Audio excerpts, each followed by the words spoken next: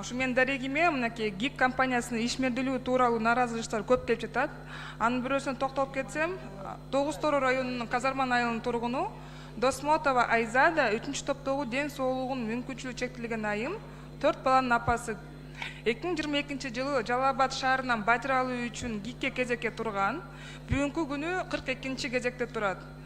Ушул эле жылдын 3-апрелинде ипотека ГИКтен кызматкерлер чалып, кезеңиз жетти, май айында тапшыруу болот, даярданыңыздар деп сүйүнчүлөп чалышат. Үй бүлө мүчөлөрүн тактап, 18 жаштагы студент баласын тизмеден чыгарып, бир аз төлөмү бар экен, ошону толук кандуу төлөтүп, кайра 20 күндөн кийин 23-апрелдерге байланышка чыгып, сиздерге берилбей калды, биринчиден деген ошо Жалал Абад шаарынын тургундарына берилиш керек деп маалымдашыптыр да. Бул Досмотова Айзаданын айтымы боюнча ошол кезектен бул эжеде турган кезектен кийинкилерди алып атышат. Ошону улам Алмазбек Акунжанович, мен сизден суранат элем да. Буну кандай түшүнсөк болот?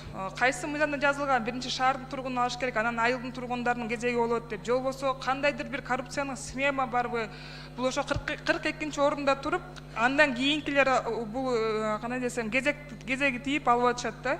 Ошондон улам мен сиздерден суранат элем, толук кандуу кат түрүндө кантип, кандай түрдө берилип атат, кезек кандай чечилип атат, ошол жөнүндө бизге толук кандуу кат кетирсеңер деп.